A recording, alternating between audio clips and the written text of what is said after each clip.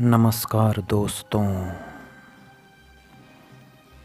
एक बहुत ही बड़ा कॉलेज था जहाँ कई शहरों और गांवों के बच्चे पढ़ते थे और उन्हीं बच्चों में एक आशा नाम की लड़की भी थी जो विज्ञान की छात्रा थी।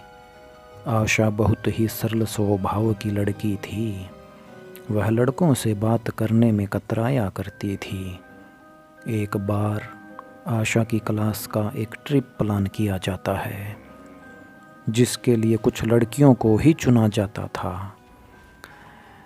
एक बहुत ही पुरानी गुफा है जिसके निर्माण में नायाब कारीगरी की गई थी और उसके विज्ञान को समझने के लिए कॉलेज की विज्ञान संस्करण से जुड़ी हुई छात्राओं को ट्रिप के लिए शामिल किया जाता है,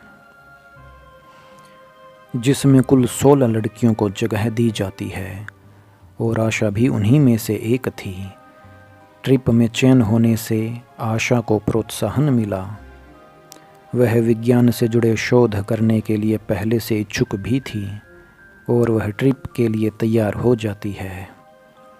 अगले दिन सुबह 5 बजे उस रहस्यमयी गुफा के लिए इन्हें निकलना था। ट्रिप में घूमने जा रही सभी लड़कियों ने अपने लिए ज़रूरी चीज़ें व्यवस्थित कर ली थी। अगली सुबह होते ही सभी लड़कियां समय से कॉलेज पहुंच जाती हैं और जाने वाली बस में जाकर बैठ जाती हैं। कॉलेज के बाहर लड़कियों का यह पहला ट्रिप है और इसलिए सभी छात्राओं के अंदर घूमने जाने की एक अलग ही ऊर्जा है। लेकिन आशा एक अनदेखे खतरे से अनजान थी। वह नहीं जानती थी कि यह ट्रिप उसकी ज़िंदगी बदलने वाला था। गुफा के लिए सफ़र शुरू हो जाता है। गुफा का रास्ता पहाड़ के किनारे से होकर जाता था, जिसके लिए लगभग 40 किलोमीटर की यात्रा की जानी थी। सफ़र को रोमांचक करने के लिए सभी लड़कियां बस के अंदर अंताक्षरी खेलते हुए जा रही थी। सभी के चेहरे खिले हुए थे। बस के अंदर एक महिला शिक्षिका भी थी जिन्हें इस ट्रिप का मेंटोर बनाया गया था और उन्हें गुफा के अंदर मार्गदर्शन देने की जिम्मेदारी दी गई थी। 1 घंटे के सफ़र के बाद बस गुफा के सामने पहुंच जाती है। यह गुफा पहले से ही लोगों में डर के लिए बदनाम थी, इसलिए यहाँ ज़्यादा लोग नहीं आया करते थे। यहाँ दूर दूर तक कोई व्यक्ति दिखाई नहीं दे रहा था। बस का ड्राइवर सभी को उतार कर बस गुफा के बाहर खड़ी कर देता है और वह उसी बस में आराम करने लगता है। महिला शिक्षिका सभी लड़कियों को लेकर गुफा के अंदर प्रवेश कर जाती है। जैसे जैसे लड़कियां अंदर जा रही थी, सभी की घबराहट बढ़ती जा रही थी। गुफा के अंदर कई पक्षियों ने अपना ठिकाना बनाया हुआ था और इनके जाने से पक्षी मंडराने लगते हैं। गुफा एक विशाल पहाड़ के बीचों बीच बनाई गई थी, जो अपने आप में ही एक रहस्यमयी कारीगरी का नमूना थी। गुफा के अंदर एक छोटा सा दरवाज़ा था। आशा घूमते हुए उसी दरवाजे के अंदर अकेले ही घुस जाती है। आशा के अंदर जाते ही दरवाज़ा अपने आप बंद हो जाता है। सभी लड़कियां अपने प्रोजेक्ट में लगी होती हैं और कुछ घंटे गुजरने के बाद दोपहर होते ही महिला शिक्षिका सभी को लंच करने के लिए बुलाती है, लेकिन आशा कहीं दिखाई नहीं दे रही थी। इसलिए महिला शिक्षिका लड़कियों से कहती है, जाओ देखो वह कहाँ है। कुछ लड़कियां आशा को ढूंढते हुए उसका नाम लेकर आवाज़ लगाने लगती हैं। सभी जगह ढूंढने पर जब उन्हें आशा दिखाई नहीं देती तो वह घबरा जाती हैं। लड़कियां भागते हुए महिला शिक्षिका के पास जाकर बताती हैं कि आशा का कहीं कुछ पता नहीं चल रहा। हम लोगों ने सभी जगह देख लिया। यह बात सुनते ही महिला शिक्षिका के चेहरे का रंग उड़ जाता है, क्योंकि ट्रिप में सभी लड़कियों की जवाबदारी महिला शिक्षिका की ही थी और यदि आशा को कुछ हो गया तो उसकी जिम्मेदारी महिला शिक्षिका की होगी। वह हड़बड़ाहट में खाना छोड़कर आशा को ढूंढने में लग जाती है। आशा को ढूंढते ढूंढते शाम हो जाती है, लेकिन वह किसी को दिखाई नहीं देती। महिला शिक्षिका आशा के गुम हो जाने की खबर कॉलेज मैनेजमेंट को भेज देती है।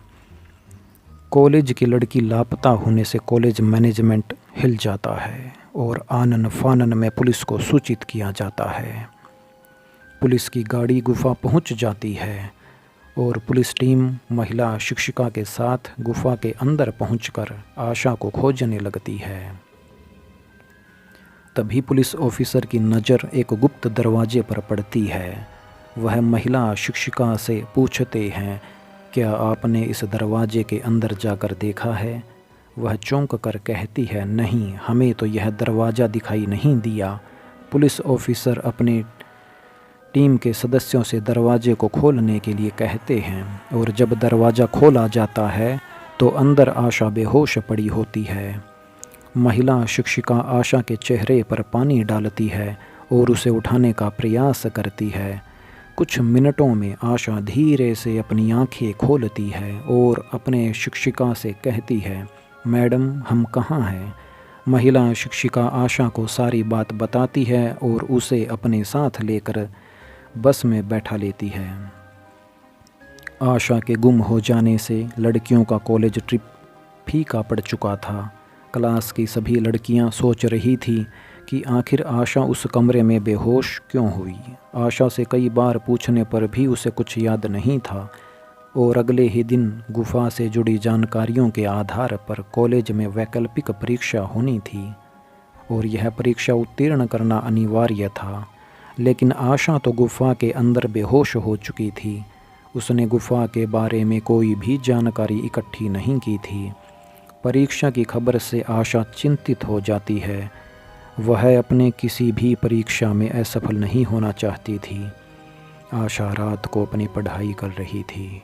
अचानक उसकी नोटबुक में गुफा से जुड़ी हुई जानकारियाँ अपने आप लिखने लगती हैं। बिना किसी के पेन चलाए ही कागज़ पर सब कुछ लिखता जा रहा था। आशा यह देखकर घबरा जाती है और जब सारी जानकारी पूरी हो जाती है तो आखिरी में एक दिल के निशान के अंदर आशा के लिए प्यार के इजहार भरा संदेश दिखाई देने लगता है। आशा यह सब देखकर अपने कमरे के बाहर भागती है और अपनी सहेलियों को बुलाकर वह कागज़ दिखाती है, लेकिन उस कागज़ में आशा के अलावा किसी और को कुछ दिखाई नहीं देता। उसकी सहेलियां उसकी बात पर विश्वास नहीं करती। आशा को भूतिया एहसास होने लगा था। आशा के कमरे में भूत की दस्तक हो चुकी थी। भूत की लिखी गई जानकारी को आशा पढ़ लेती है और सुबह अपनी परीक्षा में चली जाती है। लेकिन जैसे ही आशा को प्रश्न पत्र मिलता है, उसे विश्वास नहीं होता कि वह सारे सवाल वही होते हैं जो रात को उसकी कॉपी में अपने आप लिखे गए थे। आशा परीक्षा में आए हुए सभी सवालों के जवाब बड़ी आसानी से हल कर देती है और परीक्षा समाप्त होते ही अपने कमरे में आ जाती है। आशा का दिमाग रात के उस संदेश पर ही टिका होता है जो किसी प्रेमी का प्रेम पत्र लग रहा था। आशा अपने कमरे में अकेली बैठी कुछ सोच रही होती है। उसी समय कमरे की दीवारों पर बड़े बड़े अक्षरों में आई लव यू आशा लिखा जाता है। आशा तुरंत बगल वाले कमरे से छात्राओं को बुलाती है और उन्हें दीवार में लिखा संदेश देखने को कहती है, लेकिन इस बार भी वह संदेश केवल आशा को ही दिखाई दे रहा था। आशा अपने कमरे में परेशान बैठी रहती है। पीछे से कोई उसके बालों में हाथ फेरता है। आशा तुरंत अपने कमरे में खड़ी हो जाती है। उसे कमरे में किसी की मौजूदगी का एहसास होने लगा था, लेकिन आशा इस बात से अनजान थी कि भूत की प्रेम कहानी शुरू हो चुकी थी। भूत आशा को अलग अलग तरीके से प्रपोज करने की कोशिश कर रहा था, लेकिन आशा भूत के प्यार भरे पैगाम को समझ नहीं पा रही थी।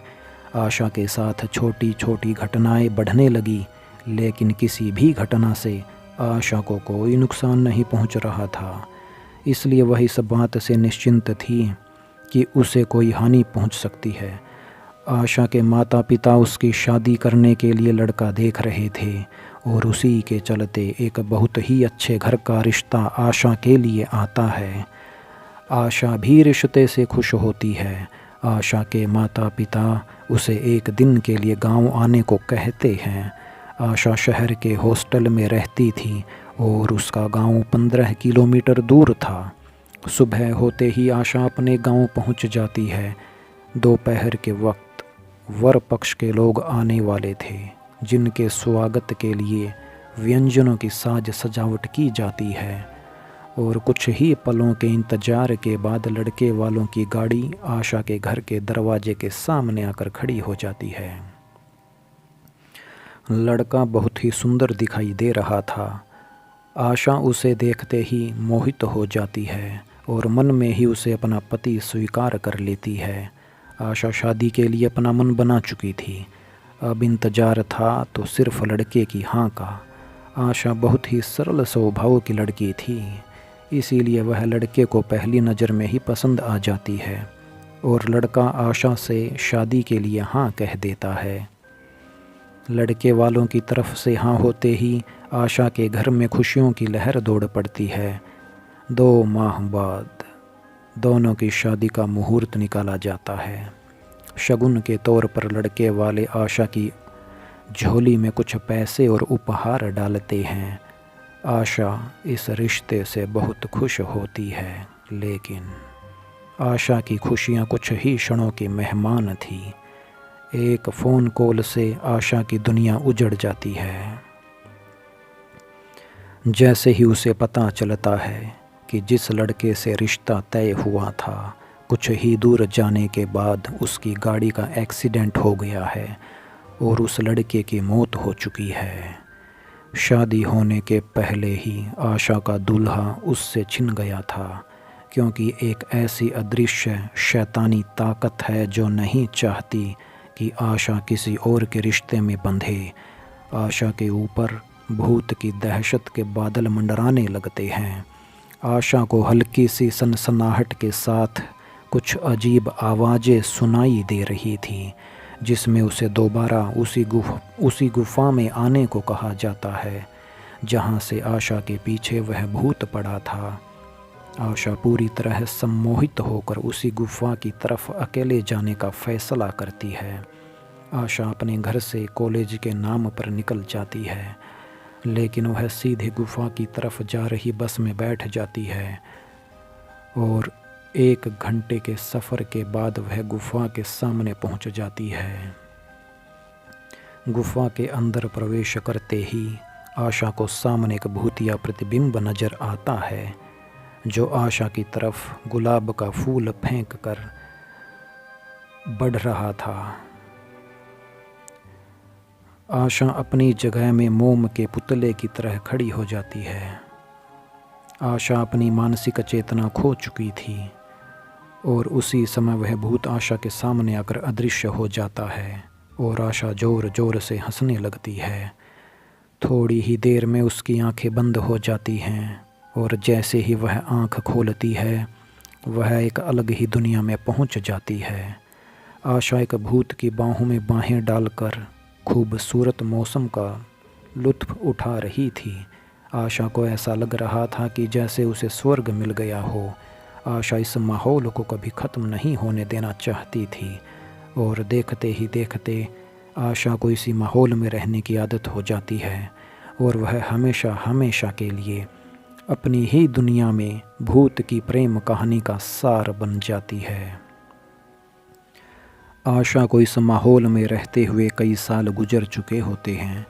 दरअसल उस दिन के बाद से आशा अपना मानसिक संतुलन खो चुकी थी। कई जगह उसका इलाज करवाने के बाद जब उसकी दिमागी हालत में सुधार नहीं हुआ तो उसके परिवार वालों ने उसे पागल खाने में भर्ती कर दिया था। लेकिन वह आज भी अपने प्रेमी भूत के साथ प्यार के समुद्र में गोते लगा रही है। आज इतना ही।